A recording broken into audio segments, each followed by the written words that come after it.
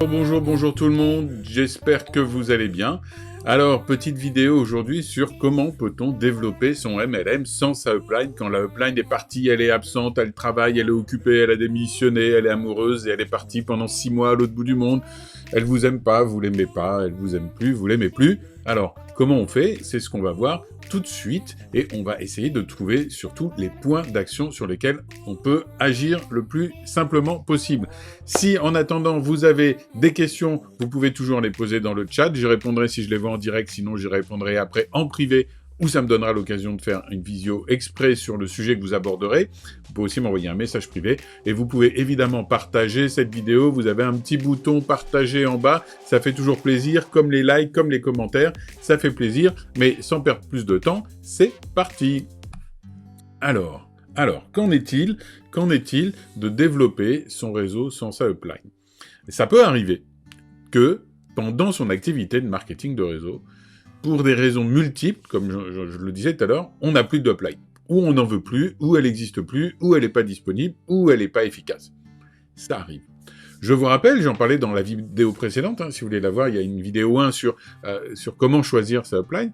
Je vous rappelle que dans tous les marketing de réseau, l'organisation doit être protégée. Parce que vous vous imaginez bien que vous-même, parfois, vous êtes dit « Ah oui, mais si j'avais une personne qui était dans mon équipe A, qui était dans mon équipe B, ça équilibrerait ceci, et du coup, je gagnerais plus d'argent. » Ou machin qui est dans l'équipe A s'entend bien avec machin qui est dans l'équipe C, du coup, s'ils travaillaient ensemble, et puis le lendemain, en fin de compte, ils préfèrent travailler avec D, puis le surlendemain, eux aimeraient bien avec F. En fin de compte, si on pouvait changer les gens de place, on les changerait tout le temps. Et mais comme chacun changerait le système par rapport aux autres, ça serait sans fin. Donc on a besoin d'être protégé. Pour être protégé, on a besoin, alors c'est un avantage, mais on le voit malheureusement quand ça nous tombe dessus aussi comme un inconvénient, on est bloqué là où on est. Alors la règle, elle est simple dans tous les marketing de réseau. Il vous faut fermer votre position, donc généralement vous écrivez à la société, ils vous envoient souvent un petit truc par écrit à remplir ou par email à envoyer. Vous clôturez votre compte, c'est-à-dire que vous perdez tout. Vous n'avez plus de commission, vous n'avez plus d'équipe, vous n'avez plus de clients. Donc vous fermez tout. Vous fermez boutique. Vous attendez, généralement c'est 6 mois à peu près, vous attendez et vous réouvrez un compte, là comme un nouveau distributeur. Donc vous repartez à 0. C'est pas évident. Alors évidemment, si vous n'avez rien fait, vous pouvez vous dire, pendant ces 6 mois, rien ne m'empêche de continuer à parler des choses. Oui, mais vous ne pourrez pas faire de vente, vous ne pourrez rien faire. Ou alors par des systèmes, voilà. Et donc, de temps en temps, ces 6 mois peuvent paraître très longs. De temps en temps, c'est un très bon moyen pour remettre les choses en place, reposer les choses, trouver la bonne personne, puisque vous n'avez pas ouvert à voir une deuxième fois, justement prendre le temps de voir si elle veut bien travailler avec vous, si elle travaille avec vous comme vous l'aimez, si ça vous apporte des choses, c'est ça quand même l'important, vous pouvez l'adorer, mais si vous travaillez avec un superbe ami, mais que professionnellement ça vous aide pas, ça reste un superbe ami, mais là, c'est pour des professionnels. Donc, ça vous laisse le temps de recréer quelque chose, et ce quelque chose, quand vous le recréez, normalement, c'est mieux. Alors, 6 mois, c'est beaucoup. Maintenant, si c'est pour avoir quelque chose qui va fonctionner pendant 10 ans, par la suite, c'est pas beaucoup. Mais c'est à vous de voir. Sachant que les gens qui vous avez fait signer, eux, vont rester là où vous étiez. Sauf si eux aussi démissionnent, etc. Mais là, ça commence à devenir une lourde organisation, mais pourquoi pas. Mais en tout cas, voilà, vous pouvez pas juste, pouf, changer. Et heureusement. Alors maintenant, comment on fait? Eh bien, je dirais que la première chose à faire, systématiquement, c'est remonter vers les leaders. C'est-à-dire que votre parrain ou votre marraine ou votre upline ont eux-mêmes des parrains, des marraines, et c'est à vous de chercher la personne qui, au-dessus, a plus d'influence, a un peu plus d'expérience, peut-être qu'elle fait des lives, peut-être que c'est elle qui fait les appels à 3, peut-être que c'est quelqu'un qui fait des zooms une fois par semaine, ou peut-être que c'est l'administratrice d'un groupe d'équipe où vous êtes. Donc déjà, vous pouvez demander à votre upline. Alors je vous invite à le faire dès le début, même si ça va bien. De toute façon, comme je l'ai indiqué dans la vidéo précédente, c'est toujours bien de se connecter à un maximum de personnes de son équipe. Je vous rappelle que vous êtes indépendant, vous appartenez pas à votre upline. Donc connectez-vous à un maximum de personnes. Là, c'est le moment de remonter au-dessus.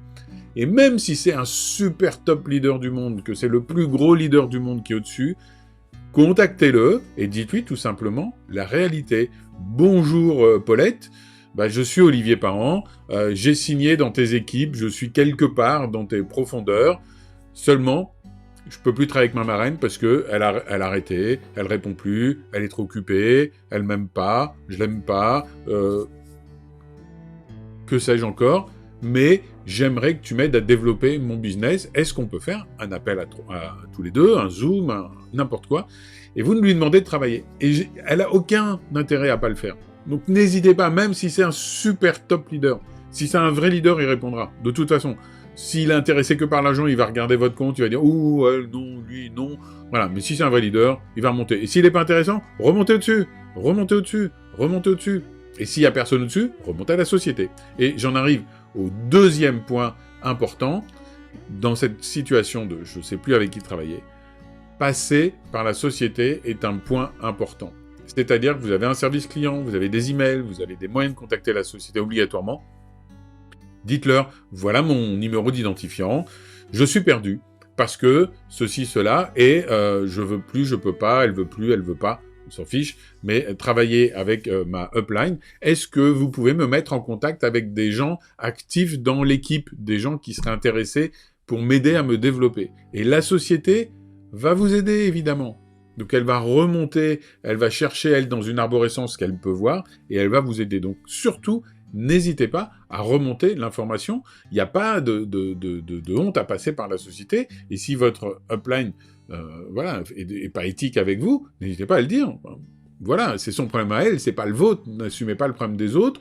Si elle vous a dit, bah, tu signes, je vais te faire plein de choses, et puis qu'après, une fois que vous avez pris votre pack, plus de nouvelles, bah, quand vous téléphonez à la société, vous le dites, pas méchamment, vous donnez l'info, et vous dites, en tout cas, moi, je veux travailler, donc donnez-moi quelqu'un avec qui travailler.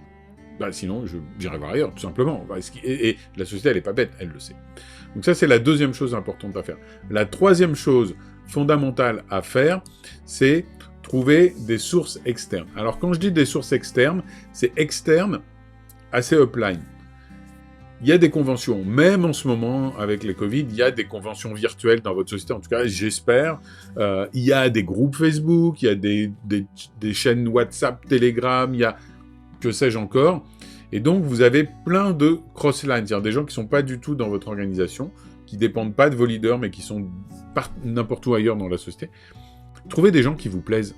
Trouvez des gens que vous aimez, qui vous inspirent, ou vous trouvez leur méthode efficace, ou vous dites « Ah, j'aimerais bien avoir la même stratégie qu'elle ». Et demandez-lui. Dites-lui tout simplement la réalité. Le travail en cross-line, selon les sociétés, est bien vu, mal vu, ça a toujours ses limites, mais dans cette situation, n'hésitez pas à expliquer tout simplement les choses en disant « Ben voilà, je sais que tu ne me donneras pas tout, je veux pas tout, je voudrais juste savoir si tu acceptes de temps en temps de m'aider, de répondre à quelques questions, etc. » Et la personne, normalement, sauf si évidemment vous l'appelez tous les jours et que ça lui prend 2 heures par jour, mais répondra à la question.